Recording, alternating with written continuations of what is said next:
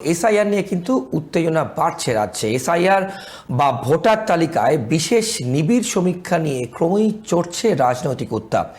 এর মধ্যেই এসআইআর এর কাজ যাতে ঠিকভাবে হয় সেদিকে কর্মীদের মনোযোগী হওয়ার নির্দেশ দিলেন বিজেপির রাজ্য সভাপতি শ্রমিক ভট্টাচার্য। বছর ঘুরলেই রাজ্যে বিধানসভা নির্বাচন। ইতিমধ্যেই নির্বাচনের প্রস্তুতি শুরু করে দিয়েছে নির্বাচন কমিশন। রাজ্য জুড়ে এখন বিজেপি নেতারা বুথ স্তরে ঘুরে ঘুরে কর্মীদের বোঝাচ্ছেন কিভাবে তালিকা খতিয়ে দেখতে হবে। বিএলএ 2 বা বুথ লেভেল এজেন্টদের প্রশিক্ষণ চলছে জোর কদমে। কোথায় ভোটার বাড়লো, কিভাবে বাড়লো সেটাও বুঝে নিচ্ছেন তারা। সূত্রের খবর, অসুস্থ অবস্থায় বাড়ি থেকে ভার্চুয়াল বৈঠক করেন দলের রাজ্য সভাপতি শ্রমিক ভট্টাচার্য। সেখান থেকেই দলের কর্মীদের এ ব্যাপারে আরও সতর্ক হওয়ার নির্দেশ দিয়েছেন তিনি। পরিষ্কার ভাষায় বুঝিয়ে দিয়েছেন, এসআইআর নামের কাজটাই যদি ঠিকঠাক না হয় তাহলে ভবিষ্যতে দল চালানোই মুশকিল হয়ে যাবে।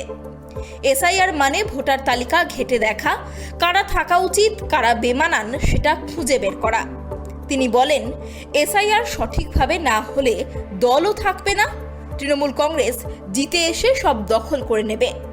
আর তাই নিয়েই এখন দল জুড়ে চরম তৎপরতা।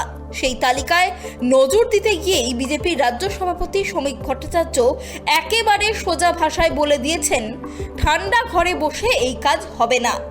মাঠে নেমে সরকারি কর্মীদের কাজ পর্যবেক্ষণ করতে হবে। তিনি আরো বলেন, ভোটার তালিকায় ভুয়ো নাম বাদ দিতে রাজ্যের বিরোধী দলনেতা রাস্তায় নেমেছেন। সব জায়গায় বলেছেন, ভোটার তালিকা সংশোধন এখন সবচেয়ে গুরুত্বপূর্ণ। শ্রমিকের এই মত কার্যত বিরোধী দলনেতার পাশে দাঁড়ানোর ইঙ্গিত। ত্রয়ন চক্রবর্তীর রিপোর্ট, কেটিভি বাংলা, কলকাতা।